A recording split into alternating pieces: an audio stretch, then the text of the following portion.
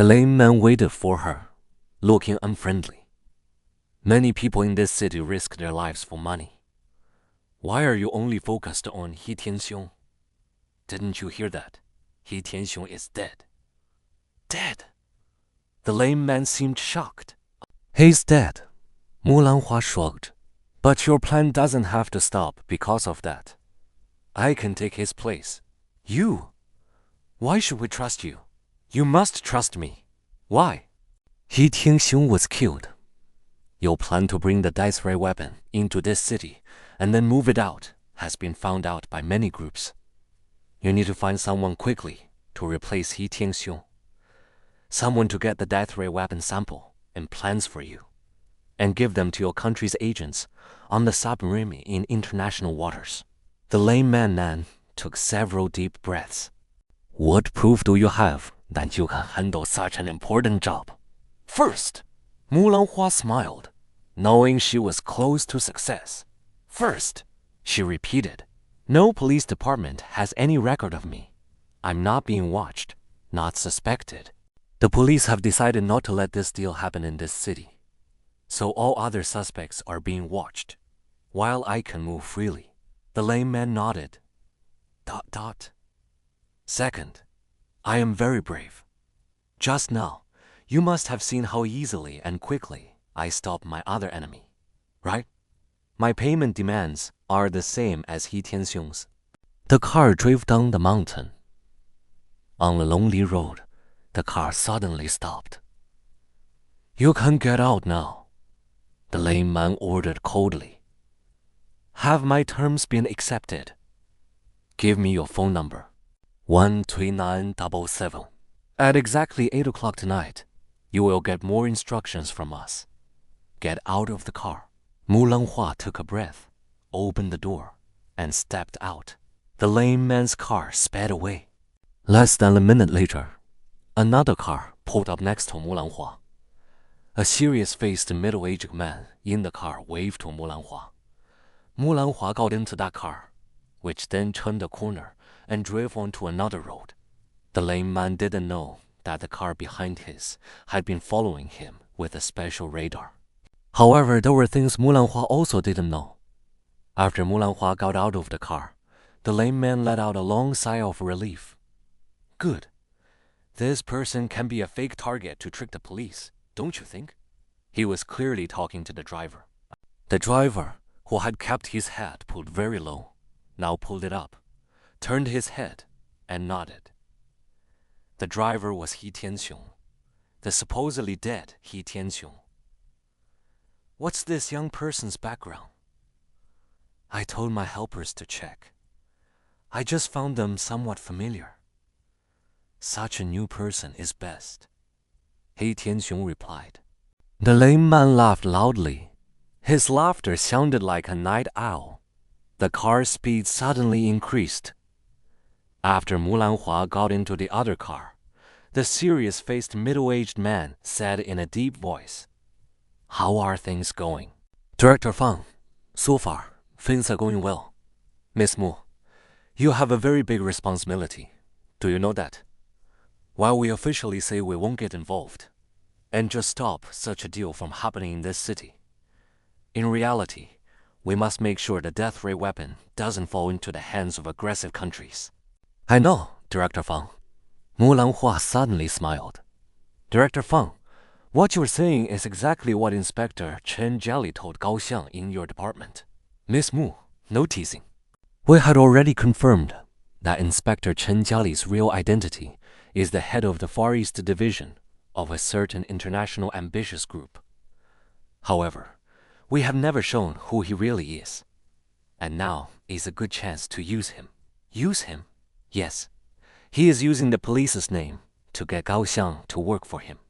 Gao Xiang doesn't know Chen Zhali's real background and thinks he's working for the police. Even Gao Xiang believes this. So outsiders naturally think Gao Xiang is working for the police. They don't know that the one truly helping the police is you, Miss Mu. Director Fang, this is our first time working together. I've caused you too much trouble in the past. Nonsense, Miss Mu. You are a modern hero. We have always admired you greatly. All right, Director Fang. Mulanhua smiled. I should get out now. The car stopped suddenly. Mulanhua jumped out and slipped into a small side alley. She quickly went through the alley, made sure no one was following her, and then kept walking forward. In less than 20 minutes, she was back on the path up the mountain. When she reached the top again, Gao Xiangyang was still sitting there, looking confused. Mr. Gao, I'm sorry for the trouble, Mulanhua said cheerfully from behind him. Gao Xiang grunted. Xu Chen, watch him until 8:30. I'll be home at 9 sharp, waiting for you. Be back on time. Mu Xiuchen nodded and said, Understood. Gao Xiang remained silent. He just looked at his watch. It was now 5 o'clock. There were 3.5 hours until 8:30. Could he change things in these 3.5 hours? He watched Mulanhua walk away quickly, while Mu Xiuzhen still aimed the lip-skip gun at him. Gao Xiang's mind raced, but it was completely confused. For a moment, he couldn't think of anything. Mr. Gao, you are really overestimating yourself by going against Sister Mulanhua, Mu Xiyong said proudly. Oh, really? Gao Xiang said weakly. Of course. Look, Sister Mulanhua is winning everywhere, while you're like a defeated chicken. Mu Xiuzhen said with a childish giggle. Well, Gao Xiang shifted a little. You could say it's all thanks to you. Me? Mu Xiuzhen asked, in surprise. Of course. You think about it. If you weren't working for her, how could she have known the information fell into my hands, and then followed me to steal it? Gao Xiang was very worried. That does make sense. Mu Xiuzhen nodded. She didn't notice that at this moment, Gao Xiang's body had moved a tiny bit. It was only a tiny bit, and he moved so slowly that Mu Xiuzhen didn't see it. If it weren't for you, she wouldn't even know the time and place of today's meeting. How could she possibly defeat me? It turns out the famous Mulanhua is just a name. Don't talk nonsense. But isn't it true? Actually, you're the capable one. Gao Xiang moved a few more inches, and Mu Xiuzhen still didn't notice. Me? I just helped her a little bit. Mu Xizhunen's face was already excited, and she was much less careful about Gao Xiang. Gao Xiang's body leaned slightly forward. Mu Xizhen said, Don't move. But Gao Xiang's body, having moved many times, had reached the end of the long bench. Just as Mu Xizhen felt something was wrong, Gao Xiang's body suddenly slid downward. The moment he hit the ground, he rolled away. One end of the bench was a hillside, and in less than 10 seconds, he disappeared into the bushes. Mu Xiuzhen cried out, stood up, and looked around in a panic. By now, it was getting dark, and the peak plaza was empty. Mu Xiuzhen had no way to find Gao Xiang. She stomped her foot in anger and walked quickly forward. However, as she passed a dark corner, a hard object suddenly pressed against her lower back. At the same time, Gao Xiang's proud voice came through. Miss Mu, give me that deadly lipstick of yours. Mu Xizhun hesitated a little. Gao Xiang's voice sounded again. If I were you, I would never fight back. Because what's pressing against your lower back is a gun with a silencer. And there's nobody around. Mu Xiuzhen sighed and threw the lipstick gun to the ground. Gao Xiang took a step sideways and picked it up. What you thought was a gun with a silencer was actually just a branch. Mu Xizheng suddenly turned around and said, You! She only managed one word before Gao Xiang stepped forward and grabbed her arm. I think it's best if you don't fight. You.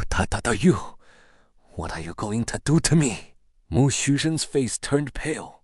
At the same time, she was very annoyed, because her small mistake had ruined Mulanhua's important mission. I won't do anything to you, Miss Mu. Gao Xiang suddenly became very polite. As long as you're willing to work with me. Work with you? At this point, Gao Xiang was winning, and Mu Xiuzhen was sad. By working together, I mean inviting you to stay at my house on the peak for a few days. Stay for a few days. Yes. After I get the death ray weapon sample on its plans, you will no longer be my guest. Is that fair? I imagine Miss Mulanhua will be worried about you and will help me completely. After Gao Xiang finished speaking, he started laughing again. It was as if he already saw the 200,000 pounds in his hands. Just moments ago, for 2 or 3 hours, he had been sweating a lot and dared not move under Mai Shuzhen's threat. But now, with Mu Shushen disarmed, Shi was no match for Gao Xiang, who was good at fighting. Gao Xiang saw that not only could he capture Mu Shushen, but through her, he could also make Mulanhua obey. He simply couldn't help but laugh.